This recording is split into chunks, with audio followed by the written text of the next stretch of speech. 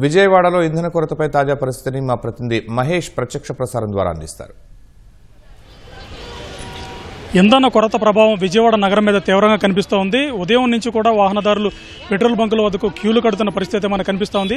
గత 2 రోజుల క్రితం వరకు కూడా ఈ పరిస్థితి కేవలం గ్రామీణ ప్రాంతాల వరకు మాత్రమే పరిమితమైనప్పటికీ నిన్న అర్ధరాత్రి నుంచి కూడా విజయవాడ నగరం మీద తీవ్రంగా పడుతూ ఉన్న పరిస్థితి మనకు కనిపిస్తూ ఉంది. ఎందుకంటే గ్రామీణ ప్రాంతాల్లో ఈ వ్యవసాయ పనులు ఇవన్నీ కూడా ముమ్మరంగా సాగుతూ ఉన్నాయి. ఈ నేపథ్యంలో ఆ ప్రాంతాలన్నింటిలో కూడా డీజిల్కి తీవ్ర కొరత వచ్చింది. అయితే డీజిల్ కొరత ఆయా బంకులు అన్నింటిలో కూడా డీజిల్ నిల్వలు పూర్తిగా నిండుకోవడంతో వాళ్ళన్నీ కూడా నో స్టాక్ బోర్డులు అయితే కనిపిస్తున్నాయి. విజయవాడ నగరంలో ఇవాళ ఉదయం నుంచి కూడా పెట్రోల్ బంకులకు వాహనదారులు క్యూలు కడుతున్నారు. మరోవైపు ఉద్యోగులు అంటే రేపు ఉదయం సోమవారం నుంచి విధులకు హాజరు కావాల్సిన ఉద్యోగులందరూ కూడా ఉదయం నుంచి కూడా వాళ్ళు పెట్రోల్ కోసం క్యూలు కడుతున్న పరిస్థితి కనిపిస్తూ ఉంది మనకి.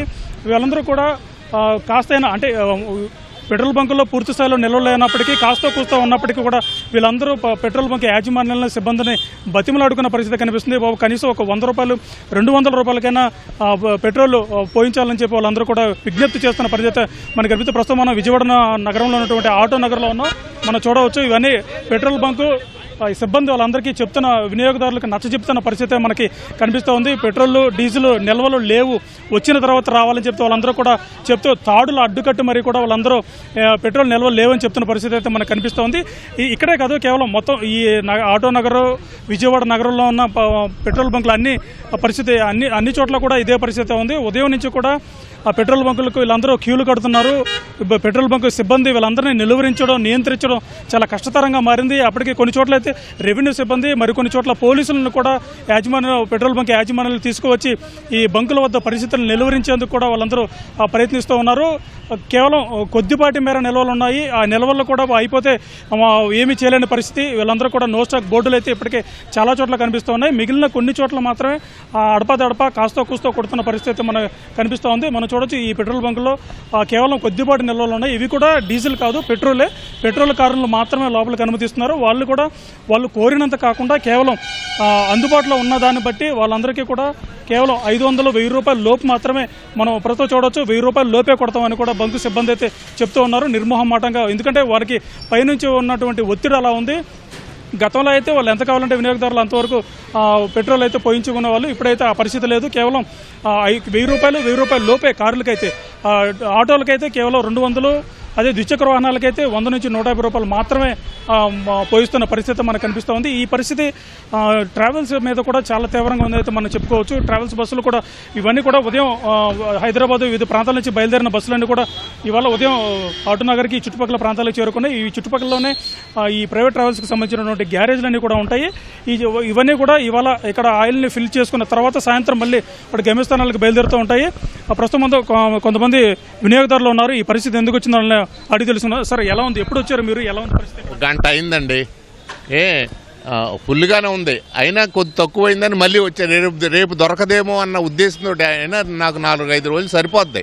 కానీ భయం చేత మరలా వచ్చా. అది కారణం. మీరు అడిగినంత కొడుతున్నారు. ఎక్కడ బాగానే ఉందా? 100 రూపాయలు చేశారు. 100 రూపాయలు చేశారు అంటే ఎక్కువ మంది ఉన్నారు కదా, అంచేత సరిపెడుతున్నారు అనమాట. Okay sir, thank you. ఎందుకు వచ్చిందంటారు ఈ పరిస్థితి? ఒకేసారి ఎంతమంది రావడం పెట్రోల్ బంకులకి, ఒకేసారి ఒత్తిడి పేపర్లోనూ టీవీలోనూ చూసి మరి వాస్తవం ఏంటో మాకు తెలియదు. అదండి. బంకులు ఏం చెప్తున్నారు? పెట్రోల్ ఉందంటున్నారా లేదంటున్నారా? పెట్రోల్ అయితే ఉంది, డీజిల్ అయితే ఇబ్బంది అవుతుంది అంటున్నారు. పెట్రోల్ ఇబ్బంది లేదు అంటున్నారు. కాకపోతే ఈ జనం పోగైపోతున్నారు. ఏమీ లేకుండానే దొరకదేమో అన్న ఉద్దేశం చేత. Okay sir, thank you. వినియోగదారుల నుంచి చాలా స్పష్టంగా చెప్తున్నారు. అదే పెట్రోల్కు కొరత లేనప్పటికీ కూడా రేపటికి ఉంటుందో లేదో అన్న భయంతో ముఖ్యంగా ఉద్యోగులు, రేపటికి విధులకి హాజరు కావాల్సిన ఉద్యోగులందరూ ఇవాళ ఉదయం నుంచి కూడా పెట్రోల్ బంకులకి క్యూలు కడుతున్న పరిస్థితి ఉంది. అంత వాళ్ళు చెప్పిన దాని మీద ఎంతో కొంత మాకు పెట్రోల్ పోయిస్తే చాలు అన్న అభిప్రాయం అయితే వినియోగదారుల నుంచి వ్యక్తం అవుతోంది. వీళ్ళందరూ కూడా ఉదయం నుంచి చాలా పెట్రోల్ బంకులు తిరుగుతూ ఉన్నారు. నో స్టాక్ బోర్డులు చూడడం, అక్కడి నుంచి మరో పెట్రోల్ బంకులు చేరడం, అక్కడ కూడా నో స్టాక్ బోర్డు చూడడం, అలాగా చాలా వరకు ఒక వినియోగదారులు దాదాపు 3-4 పెట్రోల్ బంకులు తిరిగి వాళ్ళకి అవసరం విధులకు అవసరం, అలాగే లేకపోతే పని మీద బయటికి వెళ్ళడం, ఏదైతే వాళ్ళ అవసరాల రీత్యా కూడా వీళ్ళంతా ఇలా ఉంది పరిస్థితి. అయితే పెట్రోల్ బంక్ యాజమాన్యాలు చెప్తున్న ప్రకారం పెట్రోల్కి కొరత లేదు, డీజిల్కి అయితే కొరత ఉంది. మరొక 2 రోజులకి అయితే ఈ పరిస్థితి సద్దుమణుగుతుంది అయితే వాళ్ళ అభిప్రాయం వ్యక్తం చేస్తున్నారు. వినియోగదారులు మాత్రం కొంత ఆందోళన అయితే ఉంది, రేపటికి ఉంటుందో లేదో. అందుకని ఇందులో ఇవాళే అంటే 4-5 పెట్రోల్ బంకులు తిరిగి ఒక చోట కొంత అలాగే 4-5 పెట్రోల్ బంకులు తిరిగి పెట్రోల్ బంకులు బండి అయితే ఫిల్ చేసుకున్న పరిస్థితి మనకు కనిపిస్తోంది. ఇది తాజాగా ఓవరాల్గా ఉన్నటువంటి పరిస్థితి. కెమెరామెన్ ఎంఎస్ఎన్తో ఉమా మహేష్, ఈటీవీ న్యూస్, విజయవాడ నుంచి.